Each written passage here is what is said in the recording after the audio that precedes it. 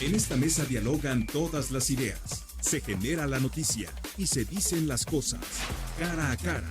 La información clara y precisa en voz de sus protagonistas. Cara a cara con Enrique Tusaint.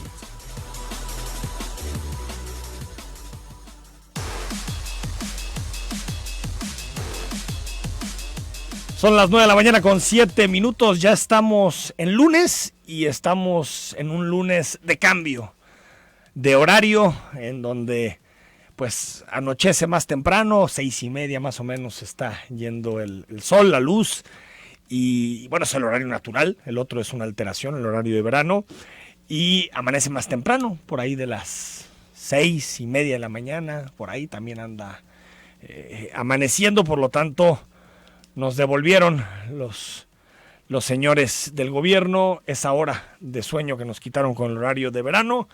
Y otra vez, yo al menos estoy totalmente de acuerdo en los cambios de horario, si tienen un fin ambiental, de reducción de la energía, si tienen un fin de economizar, pero siempre hay una gran opacidad en torno a este tipo de proyectos. Hay una gran opacidad y no sabemos cuáles son los ahorros, qué se logra.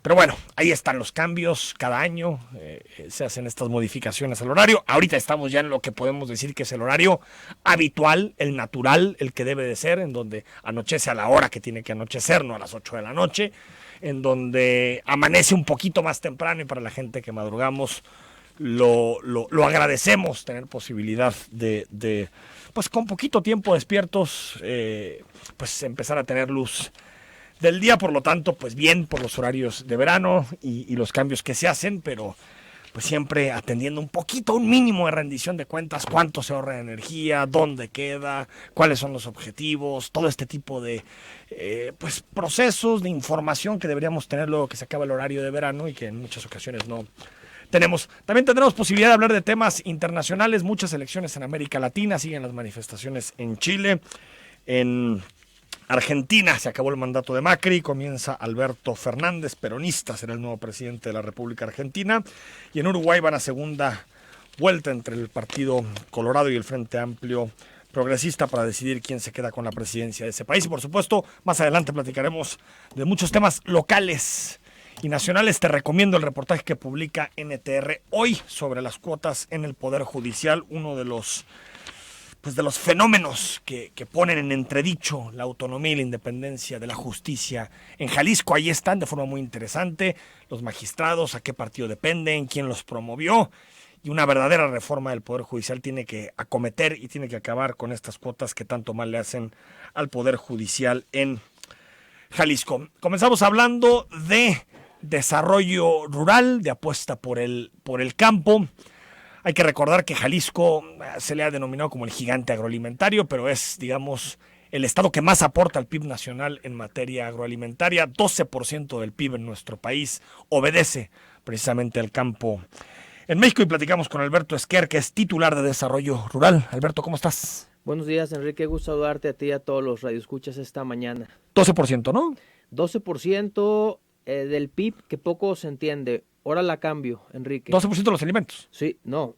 El 28% de la producción de alimentos de la canasta básica de todo nuestro país es lo que se produce en Jalisco. 1 de cada 3. 1 de cada 3. Es decir, el huevo, la carne de res, pollo, maíz, berries, aguacate, miel, azúcar que se produce en Jalisco satisface el 28% de la canasta básica de todos los mexicanos.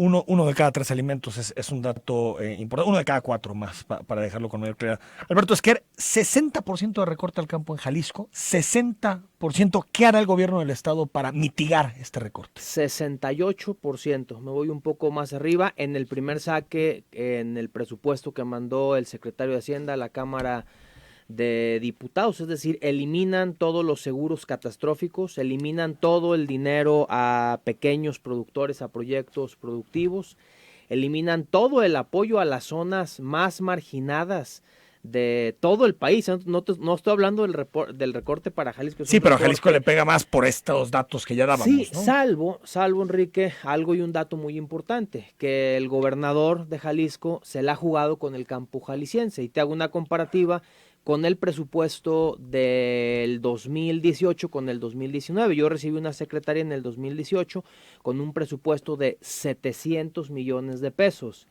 Y el presupuesto que este año estamos ejerciendo es de 1,724 millones de pesos. Por a toda máquina, ¿no? 1,000 millones de pesos. Es sobre todo por 480 a toda máquina y 500 extras para el campo jalisciense. 480, 1,700. A ver, pero aún así sigue habiendo un déficit de recursos. Sí, definitivamente. ¿Cuánto se puede aportar más y cuánto necesita? Yo creo que traemos una pérdida real del primer saque del presupuesto sobre los 400 millones de pesos menos del presupuesto federal. Entonces, para que Jalisco se quede igual en términos de recursos, la propuesta tendría que ser 2,100 millones de pesos para que lo ejerza tu secretaría en 2020. ¿Qué posibilidad hay de eso? ¿Qué has hablado con el gobernador de este tema? Sí hay una apuesta importante. Hay programas como el de Toda Máquina, que es multianual, que no se pueden quitar. El programa de Sanidades, que es la apuesta para este año que entra con la Agencia de Sanidad, que no se puede quitar. Entonces estamos viendo en qué programas se le tendríamos que recortar en lo general.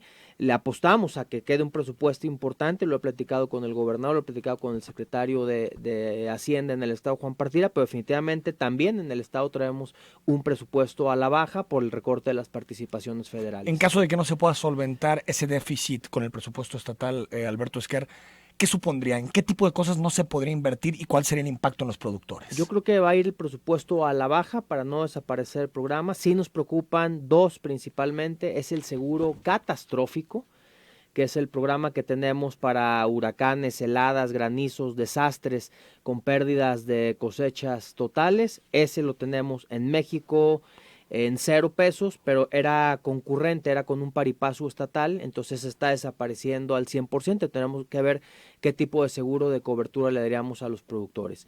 Otro que tenemos... ¿Cuánto es? ¿Cuántos recursos son de seguro catastrófico? 110 millones de pesos. ¿Que aportaba la federación? 70 la federación, 40 el estado. Entonces ahorita quedan los 40 del estado y faltarían 70 millones de pesos. Es correcto. Y lo que estamos haciendo ahora en el gabinete, en el trabajo de gabinetes es sumar esfuerzos. Por ejemplo, yo tenía un programa que era exclusivamente para mujeres rurales, un programa que traía 20 millones de pesos, va a desaparecer y vamos a sumar esfuerzos con la Secretaría de Fela Pelayo, mandándole también algún presupuesto al campo, a las mujeres, y es lo que vamos a empezar a hacer como sinergia hacia las comunidades, los municipios, las zonas rurales del interior del estado, fortaleciendo también de otras secretarías. El desarrollo que traemos en la zona norte del estado, que es un desarrollo importante, productivo, cuando no habíamos tenido producción, estamos viendo ahora cómo lo compensamos también de otras secretarías con otros presupuestos. Me dices que te preocupaban dos, seguro catastrófico, ese es el de mujeres. El de mujeres que dices desaparece. O más que desaparece, pasa a ser una competencia de la Secretaría de Igualdad Sustantiva. Correcto. Y el de la zona norte del estado.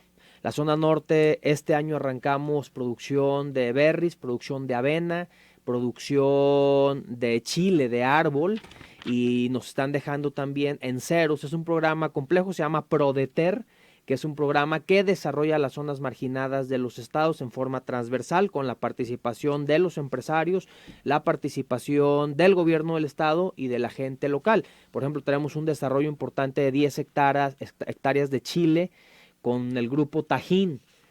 Te preguntarás por qué con Tajín. Pues Tajín es el consumidor número 1 de Chile, una empresa ya transnacional y que parte del chile se está importando. Estamos tratando de hacer la producción aquí en Jalisco y estamos determinando la zona norte. En términos, Alberto Esquer, de rendición de cuentas, más allá de que ya se entregaron toda maquinaria de Toda Máquina, ya se entregó todo. 100%, tenemos 650 máquinas desde hace 4 meses, trabajando desde las 6 de la mañana hasta las 5 o 7 de la noche, dependiendo los municipios. 121 municipios, ¿no? 121 municipios, 650 máquinas. ¿Qué están haciendo estas máquinas? Todo ¿Qué le están haciendo? O sea, ¿cómo están beneficiando a la sociedad? Fíjate que te puedo compartir que estoy muy satisfecho, más de lo que yo pensaba que se pudiera hacer con las máquinas. Se hablan de máquinas para el campo, pero yo cambiaría es máquinas al sector rural, porque estamos haciendo desasolves de cuerpos de agua, estamos haciendo bordos abrevaderos para captación de agua pluvial, 68 bordos que se hicieron para este temporal de lluvias.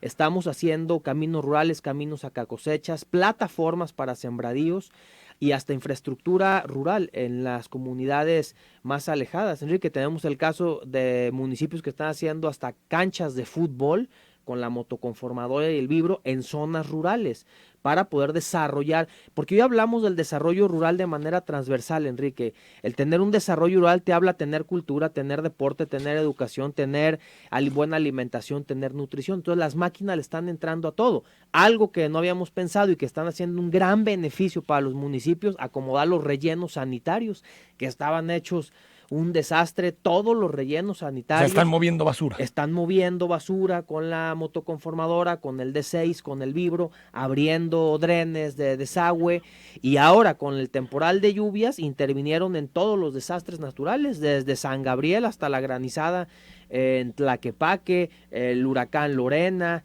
todos los desastres naturales antes de que tengamos el desastre, el tipo los huracanes y tormentas tropicales que se nos avisa con antelación.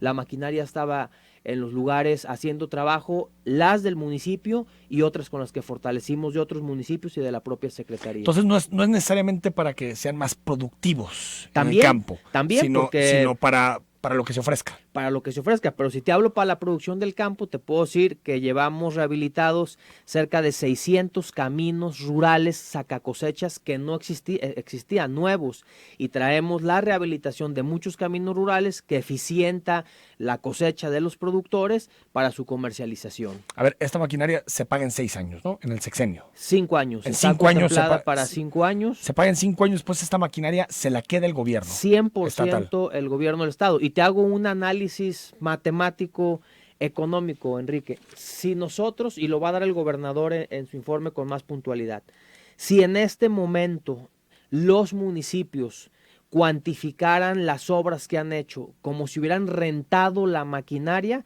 llevaríamos ya invertidos más de 600 millones de pesos en 6 meses. Es decir, si el alcalde de Huejuquilla le pone un valor económico al costo del real, tramo del camino. Que se rentando maquinaria, 500 millones. Y si hubieran contratado la obra, nos vamos a 800 millones de pesos en este momento, en 6 meses que llevan. ¿Que anualmente cuánto pagamos por el arrendamiento, la compra? El primer año 560, el segundo año nos vamos a cerca de 600 millones de pesos para llegar al quinto año con la maquinaria liquidada, y la maquinaria se la queda al 100% el gobierno del estado. Entonces me dices que al año serían como 850 millones de pesos más o menos. Más o menos en ejercicio de obra. O sea, serían 290 millones anuales de... Esto va a venir pormenorizado en el informe. Sí, claro, viene pormenorizado, pero yo te estoy hablando de un corte de 4 meses de funcionamiento de las máquinas. Yo creo que al final va a ser más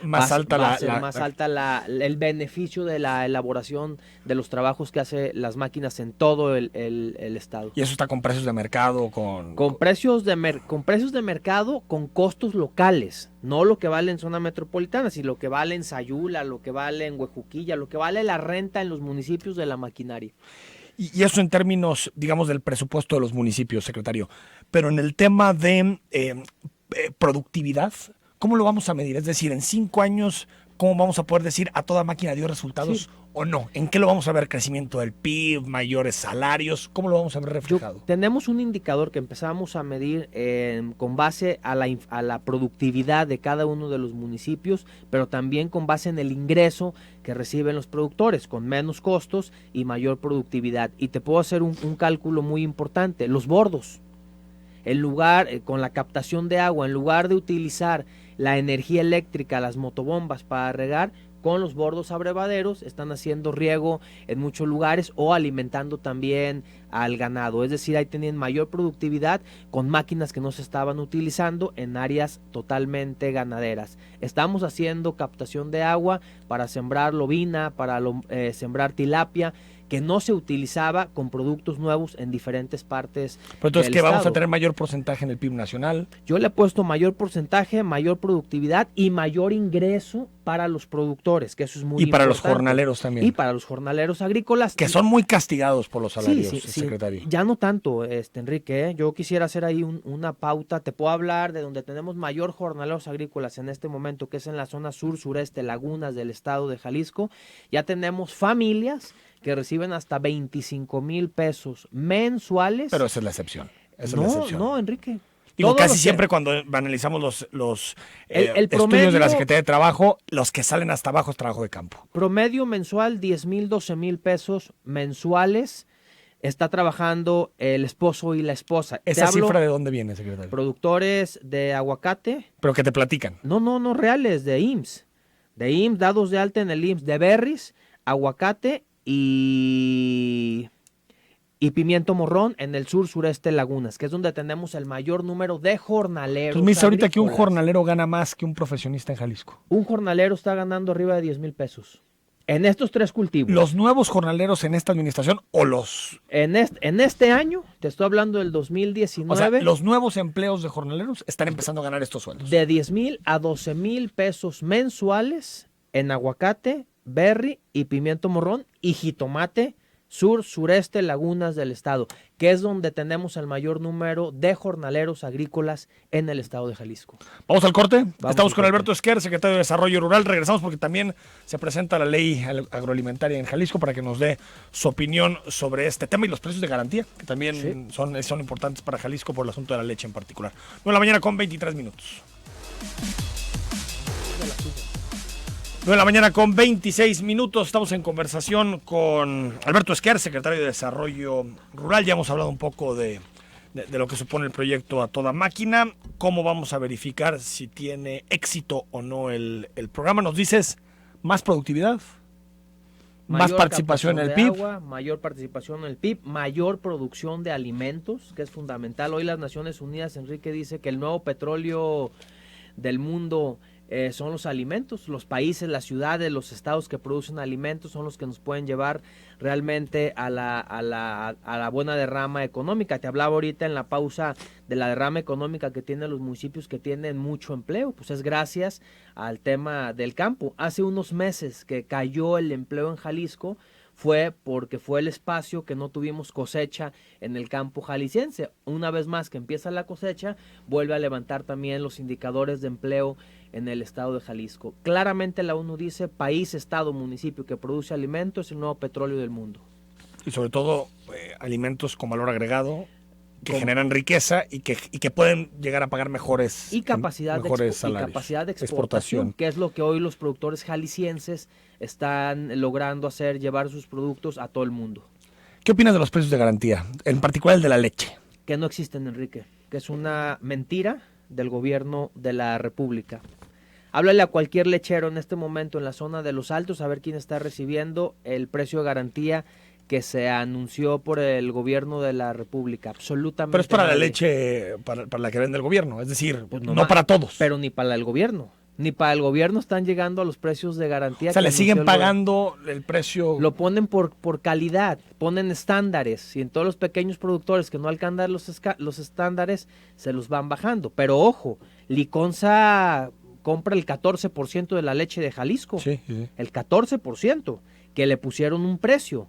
El resto, el 86% lo compra la industria. 8.20 litro. 8.20. Si tú ahorita Cuando estaba creo que 7.50, ¿no? Estaba 6.80, subió a 7.50 y lo pusieron a 8.20. Hace 2 meses fue el Congreso Nacional Ganadero en la Unión Regional Ganadera. Había productores de leche de todo el país. Ahí estaba la gente del gobierno de la República. Yo le pregunté a todos los productores, levante la mano el productor que le estén comprando su leche a 8.20. Ninguno. ¿Hasta los que venden a Liconza no les están comprando 8.20? No. O sea, le están comprando a 7.50. Varía, 7.50, 7.80, 8, dependiendo la calidad de la leche. O sea, no es como tal un precio de garantía. No es un precio, por eso digo, no existe el precio de garantía. O sea, si le das la leche que el gobierno federal exige con la calidad que exige, se lo compra a 8.20. Es correcto. Que supongo que es el mínimo. Es el 15%. Y es de los grandotes, los que tienen sistemas tecnificados, los que tienen mayor productividad. Los pequeños no alcanzan la calidad. Que en realidad la política de precios de garantía no es para los grandotes. Los grandotes, como sea, tienen posibilidad de venderlo en el mercado. Los pequeños, y los pequeños no alcanzan la calidad que está requiriendo Liconza, y Liconza está comprando solamente el 14%, el resto se va a la industria. Por eso, con todas las palabras digo, no existe el precio de garantía en la leche, es un engaño, tal cual. Bueno, entonces muy pocos están recibiendo en este momento 8 pesos con 20 centavos, casi nadie. La minoría. ¿Qué estamos haciendo? Porque no es quejarnos. El gobierno de Jalisco está invirtiendo más de 160 millones de pesos para ayudar a los pequeños productores a que produzcan con calidad, a tecnificarlos. Hicimos un consejo que no existía, tomado protesta en Casa Jalisco, donde hoy ya estamos en la mesa, la industria, los productores, gobierno del estado y gobierno pero como federal. el esquema toda máquina, directamente infraestructura, a productividad, a máquinas, no el subsidio. Se acabó el subsidio en efectivo, Jalisco. económico, digamos. Se acabó el subsidio a fondo perdido de regalar dinero por regalar. Estamos tecnificando infraestructura, red de frío, que es muy importante. Una vez que los productores se ordeñan, tengan su red de frío. Estamos entrándole, que ahorita que abordemos el tema de la ley de sanidad y inocuidad. Es fundamental eso, es la capacitación, es la tecnificación para que los pequeños productores puedan producir de mayor calidad y entonces su producto valga más.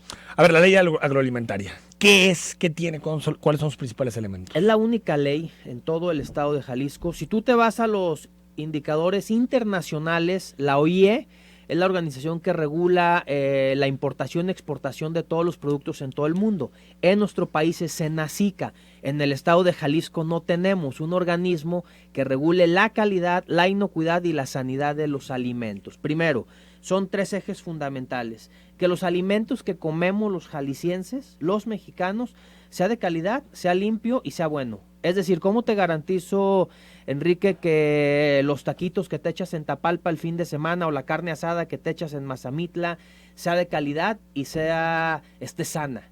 ¿Cómo te garantizamos que la fruta, la verdura, que las familias, que los niños, que los adultos mayores de la zona metropolitana se comen, no tiene pesticidas? No por las inspecciones que se hacen. ¿Cuáles? Por federales, ¿no? Sobre todo. Federales, sin capacidad, porque hoy yo te puedo decir, todas las dependencias federales, no hay personal, no hay gente, no hay laboratorios, no hay inspecciones. Yo te digo, o sea, la carne, la fruta, todo eso que nos llega, nada más fueron los certificados previos para los rastros. Y ni siquiera hoy, porque hoy no sé si te has fijado en las carreteras cuando vas, que son lugares de casetas de vigilancia, se están cayendo a pedazos. Esta ley es lo que viene a darle un blindaje a Jalisco. Que hoy Jalisco esta ley te va a ordenar crear una agencia.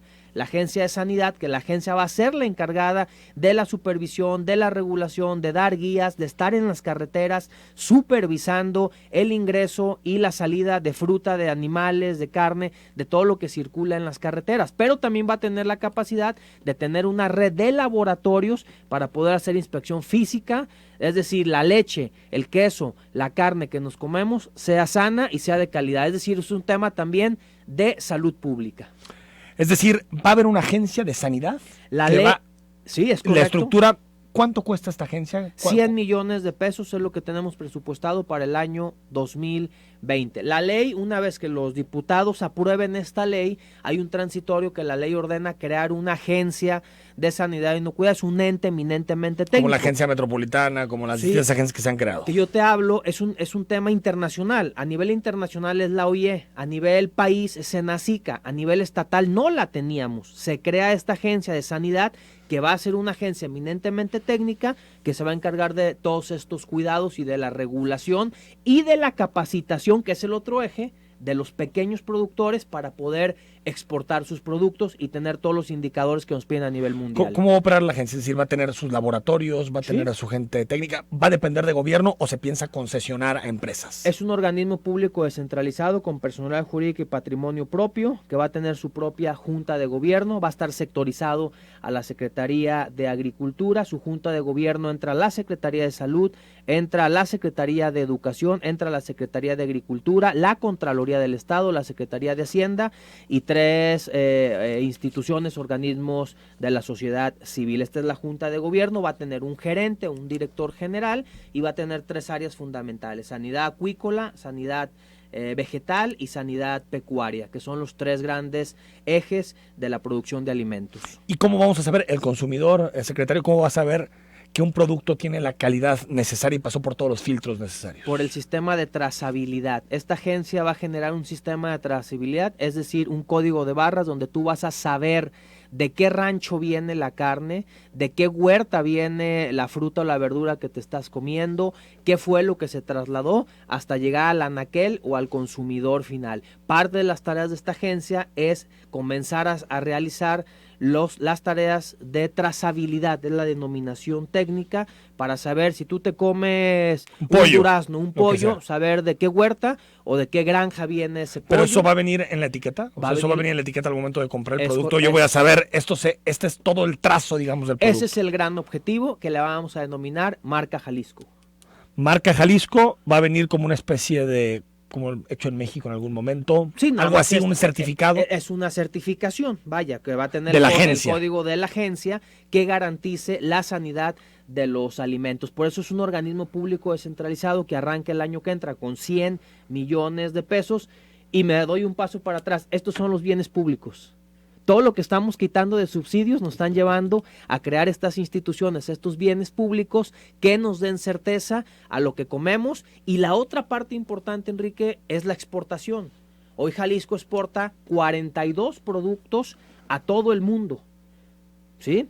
¿Qué queremos hacer? Que los pequeños productores tengan estándares de calidad para poder exportar y poder generar mejores ingresos a los pequeños productores. Entonces, se aprueba esto, que no creo que haya mucho problema para que se apruebe en el Poder Legislativo. Con todos los legisladores. Después de eso se pone en marcha la agencia. Supongo que se va a trabajar en una norma técnica. Sí, que tiene que ver con cada uno de estos productos para definir qué tipo de productos tendrían una certificación. Sí, tenemos 6 meses para crear un reglamento operativo y este reglamento operativo va a crear la agencia y esto va a tener ya toda una estructura en 3 grandes ejes, que es sanidad pecuaria, vegetal y animal, y de ahí vamos a desdoblar diferentes tareas. De ahí viene una red de laboratorios que estamos armando con terceros. Ejemplo, la Cámara de la Industria Alimenticia tiene un laboratorio con Marcela, certificado por la EMA, que a nivel nacional es quien certifica. Vamos a hacer un convenio para que ese laboratorio forme parte de la red de laboratorios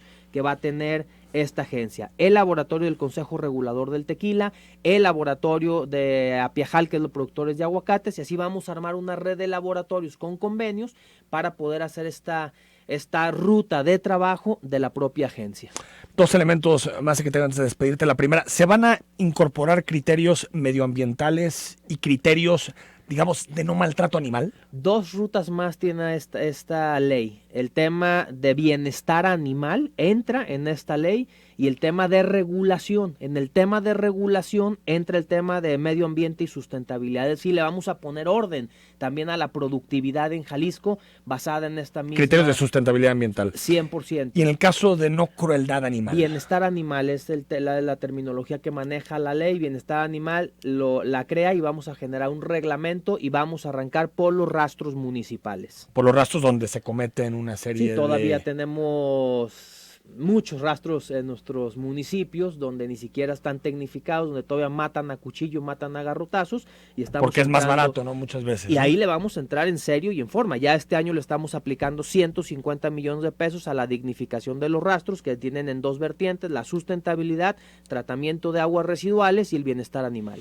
Con esto despido. Leía una nota del informador secretario donde hablaba de los elefantes blancos de administraciones anteriores en materia de desarrollo rural.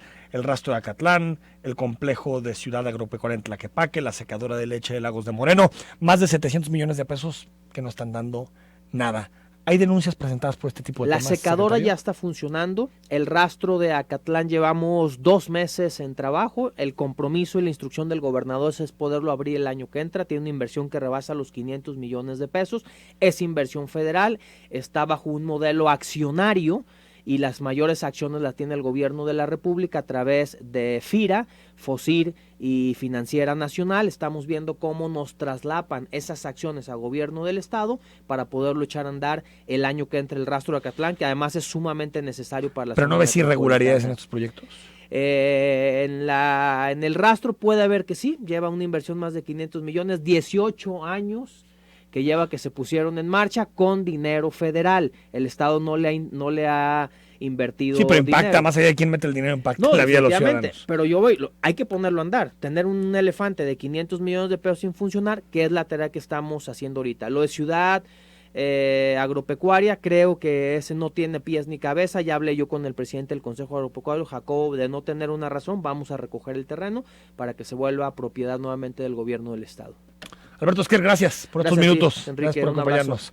Vamos al corte, hablamos sobre la política social con Carolina Toro y comentamos, hay muchísimos temas con los que comenzamos esta última semana del mes de octubre.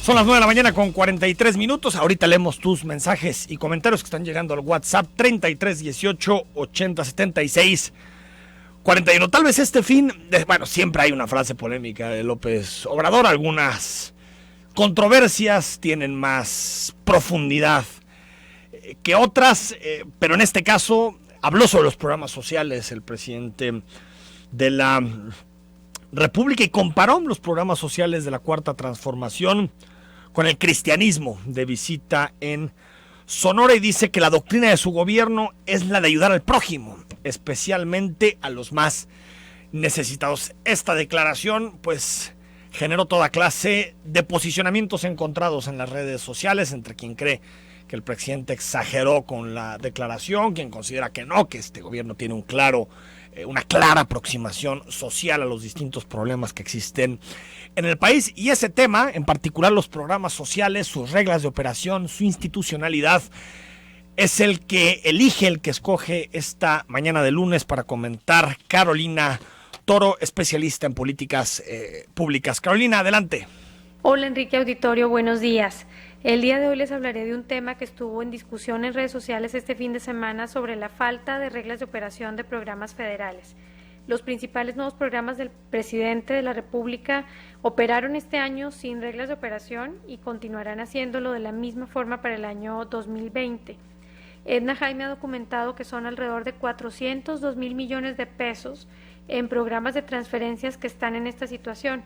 Bueno, pues programas como Jóvenes Construyendo Futuro, Sembrando Vida y Pensión para Personas con Discapacidad no se incluyeron en el anexo de presupuesto 2020 dentro de esa categoría de programas sociales sujetos a reglas de operación. ¿Cuál es el argumento de la 4T y por qué es relevante este tema? La 4T dice que estos programas operarán bajo lineamientos y que la existencia de reglas de operación en el pasado no blindó a los programas de actos de corrupción. Argumento bastante simplista, pero sobre todo denota un desconocimiento total del marco institucional sobre el que debe implementarse la política social.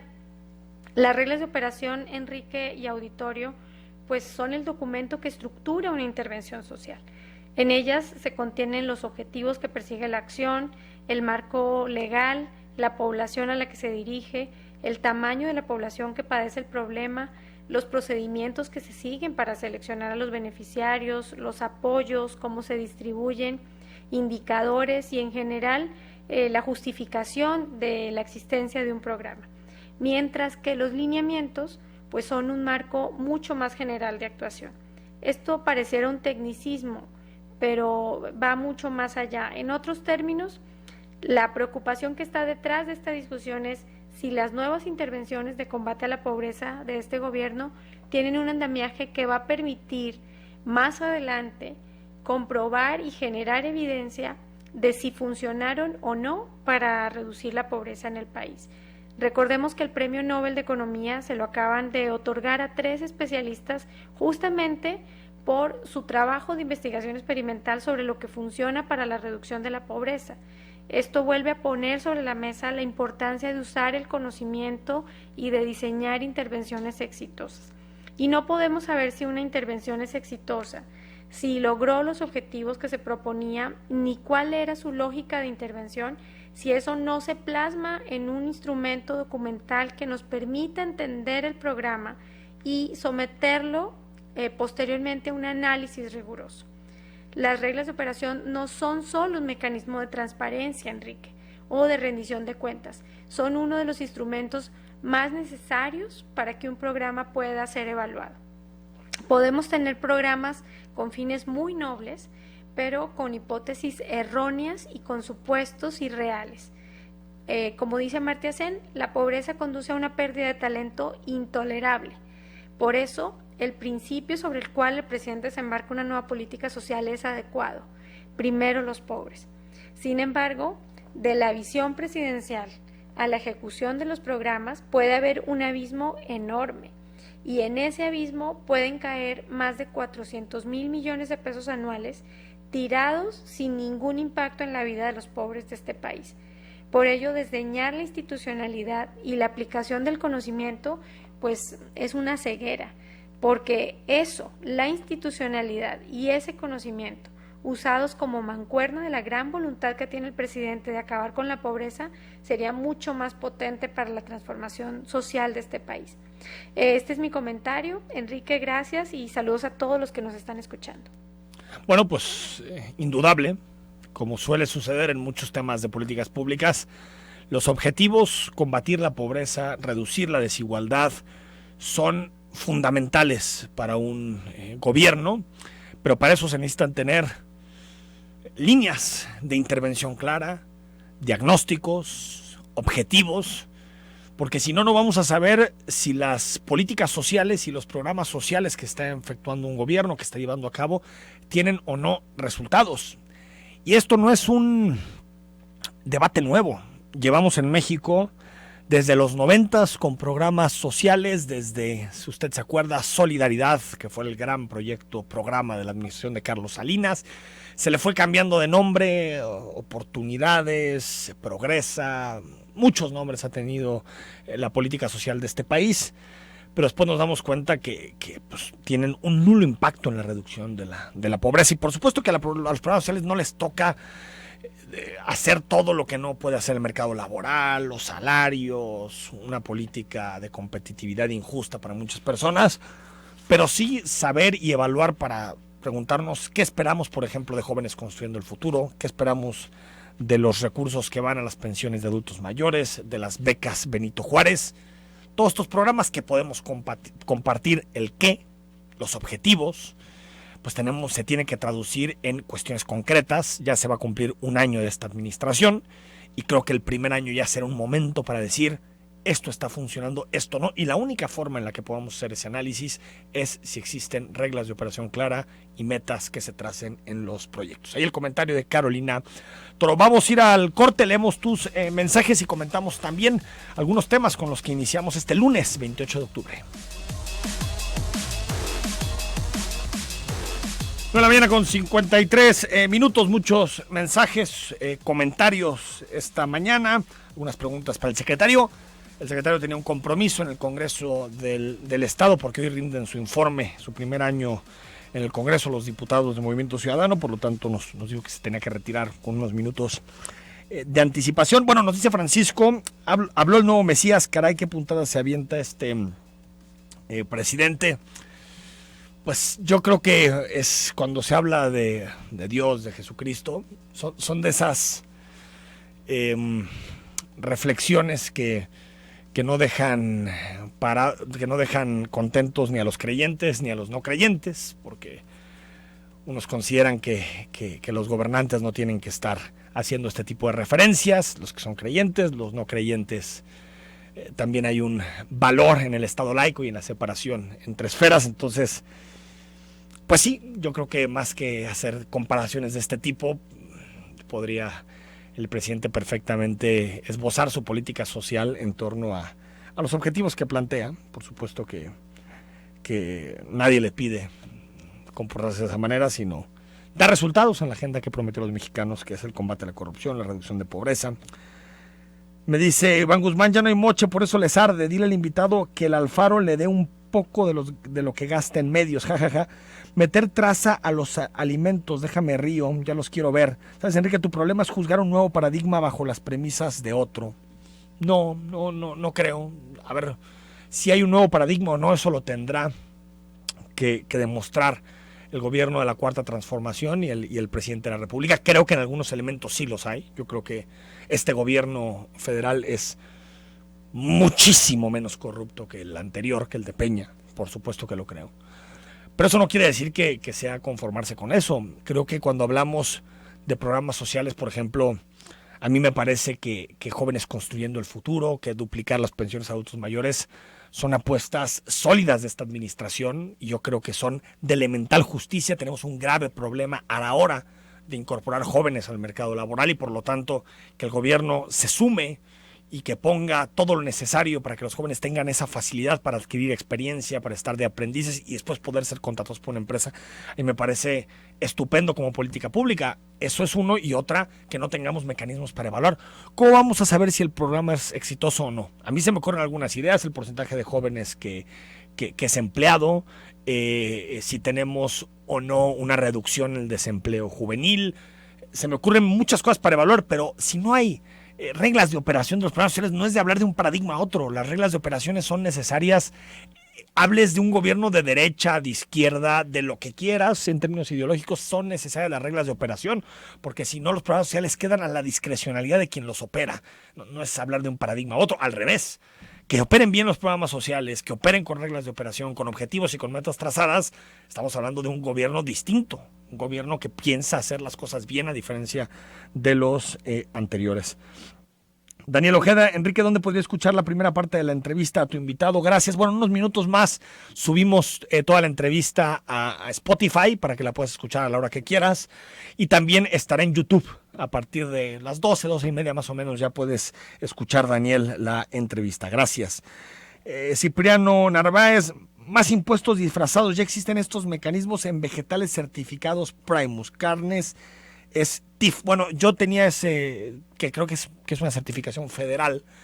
Es cierto que sigue faltando controles, Cipriano, aunque el secretario nunca habló de impuestos. O sea, no habló de estructurar, de incrementar los impuestos para echar adelante esta agencia de sanidad.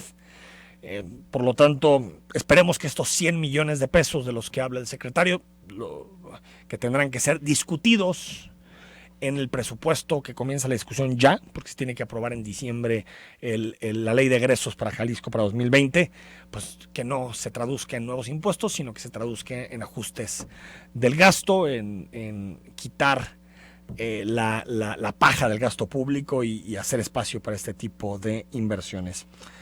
Gaby Arias, la agencia también incluirá la inspección a establecimientos que comercializan alimentos, restaurantes, cafeterías, servicios de alimentos, instituciones, etcétera.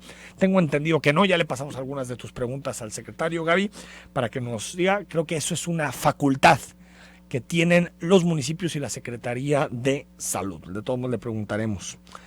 Hugo Martínez, buenos días. Y con la deshidratadora de leche que instaló el gobierno del estado, ¿quién se benefició? Pues sí, es una buena pregunta que apenas se está empezando, nos decía, a operar. Son estas inversiones que le hacíamos referencia al secretario, que fueron vendidas en su momento como grandes apuestas por el campo mexicano, por la productividad, por el campo jalisciense, y concluyeron en historias de desvíos, de corrupción, de inoperancia, de ineficiencia.